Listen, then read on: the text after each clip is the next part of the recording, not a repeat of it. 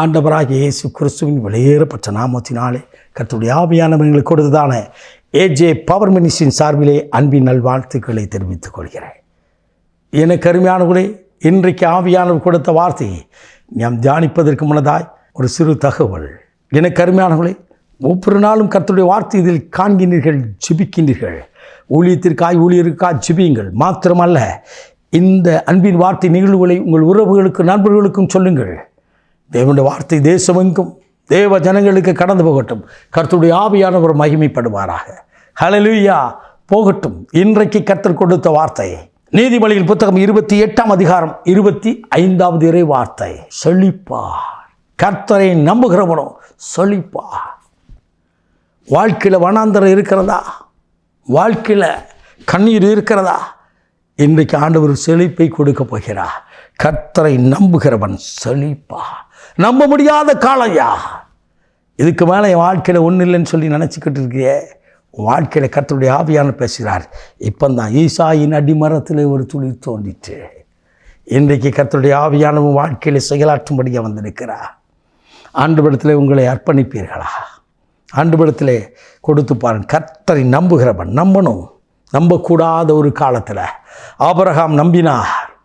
கொஞ்சி மயில் ஒரு குழந்தை செல்வத்திற்காய் ஏங்கி நின்றபோது கர்த்தருடைய ஆவியானவர் சொன்னார், இதோ நான் உன்னை திரளாய் பெருக பண்ணுவேன். தொடக்க நூல் புத்தகம் ஆதியாகமம் புத்தகம் 12ஆம் அதிகாரம் 2வது வசனத்தில் 7 ஆசீர்வாதங்களை கொடுத்தவன். ஆனால் வாழ்க்கையில் எப்படி இருக்குது? ஒரு குழந்தை இல்லை, ஆனால் கர்த்தரை நம்பினார்.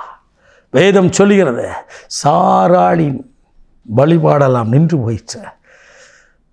இதுக்கு மேலே கர்ப்பம் இல்லை என்று சொன்ன ஒரு நிலை.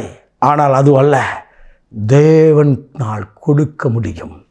வேதம் சொல்லுகிறது லூக்கா 1:37 தேவனால் கூட அந்த காரியம் ஒன்றும் இல்லை என்று சொல்லி, மத்தேயு 19:26 சொல்லி மனிதனால் கூட தேவனால் கூடும் என்று சொல்லி, உன் வாழ்க்கையில் இருக்கிற எல்லா வனாந்தரத்தையும் செழிப்பாய் தேவன் மாற்றுவா.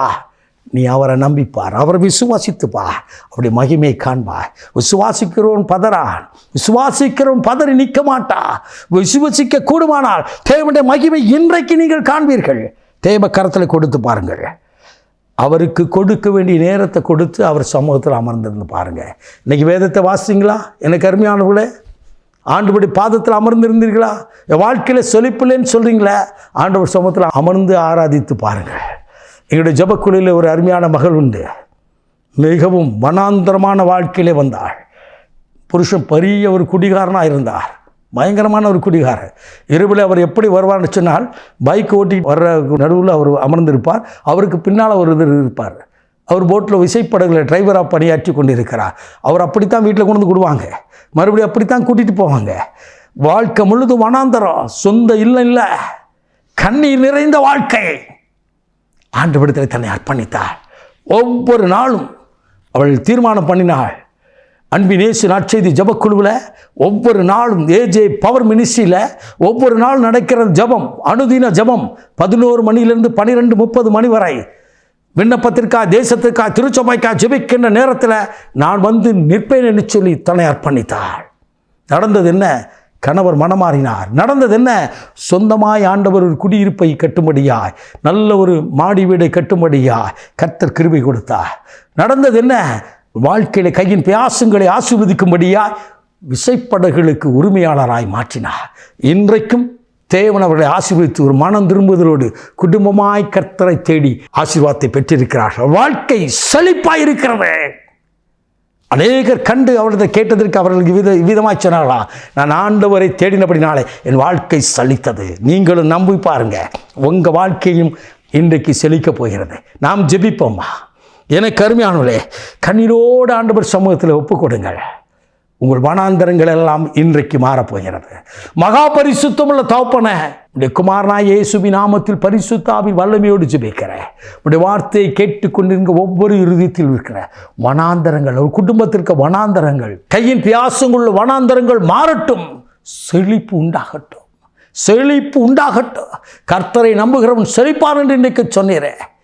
இந்த வார்த்தையின்படியே நம்பியிருக்கிற ஜனங்கள் வாழ்க்கையில் செழிப்பு உண்டாகும்படியாக ஜெபிக்கிறேன். இருள்கள் மறையட்டும், அற்புதம் செய்து மகிழப்படும். இயேசு கிறிஸ்துவின் விலையேறப்பட்ட நாமத்தில் ஜெபிக்கிறோம் ஜீவனுள்ள நல்ல பிதாவே. ஆமென். ஆமென். God bless you.